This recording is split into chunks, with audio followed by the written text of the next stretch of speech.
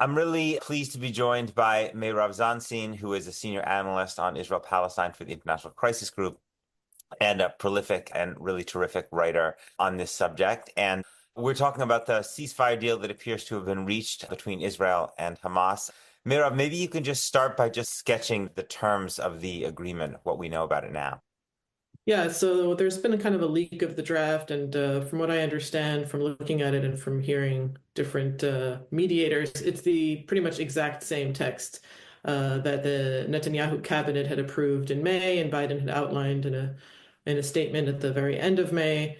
It's a three-phase deal. The end of the deal, if it goes through the phases, should see a complete end to the war, a complete IDF withdrawal. And the first phase, which is the phase that everybody's looking at now, is 42 days, prisoner hostage swap exchange, a cessation of hostilities, and then there's certain elements of IDF redeployment and thinning out of troops. So that by the end of that phase, there will actually be no troops left in Gaza. And then there is a buffer zone that Israel has created between Israel and Gaza along the Strip, in which I believe the troops can remain, certainly throughout the three phases. I'm not sure what happens after that. Um, and that's pretty much the major outline of the deal. Hmm. And so that's just the first phase, or that's all three phases? That's the first phase, and then the details are that I think on the 16th day of the first phase, they begin negotiations towards the second phase, which would include another release of hostages. Those would be the ones that are male under age of 50 and soldiers who are male, and all of the dead hostages, who I guess who are not in the first category of the humanitarian women and children and elderly. And then there would be an exchange of prisoners. And during that phase, they are supposed to negotiate the actual final terms of what a permanent ceasefire would look like. And of course, the issue is that everybody believes that that phase may not end up being brought into reality and fruition for various reasons. The third phase is, I believe, when there's actual, full stop to the war, full IDF withdrawal, and then reconstruction of Gaza begins, and kind of, the beginning of materials being flown, allowed to be put in. And the first phase, there is supposed to be a huge, a number of trucks of humanitarian aid coming in already from the get-go.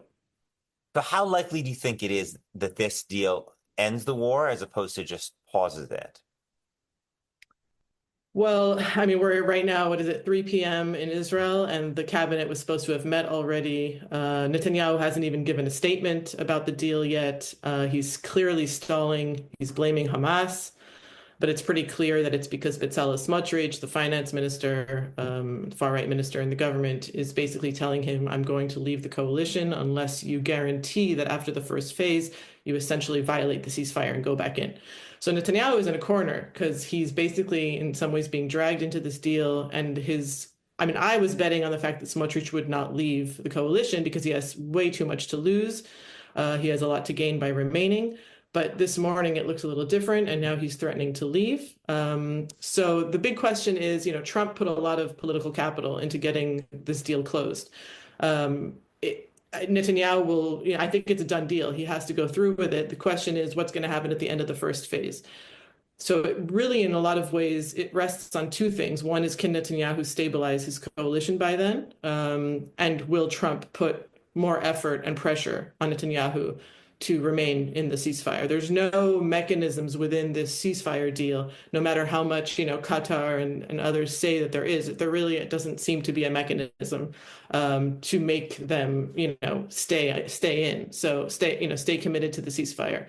So it seems highly likely that Netanyahu will do everything in his power to get out of the deal once the first phase is over. And it should be noted that Israeli, not only the families of the hostages, but a lot of former officials, they're all saying that this deal is bad because it should be one comprehensive deal now, full stop to war, full release of all the hostages. So what we know of Netanyahu is that he's not going to see this through. And if the last ceasefire that lasted a week in November 2023 is any example, it lasted 8 days and then it collapsed. Right. So why do you think why do you think Netanyahu agreed to this now, as when he didn't in May? I mean, a lot of people are saying that there was kind of pressure from Trump in the way that there wasn't from Biden, or a desire to make Trump happy. But what exactly do you think was the leverage that Trump had over Netanyahu? It's not like Trump was going to cut off U.S. aid, presumably, right? So why do you think that Trump had this ability to get Netanyahu to do what he hadn't done before? This has been a free preview. If you'd like to hear the rest and support my work, please consider subscribing at peterbeinart.substack.com.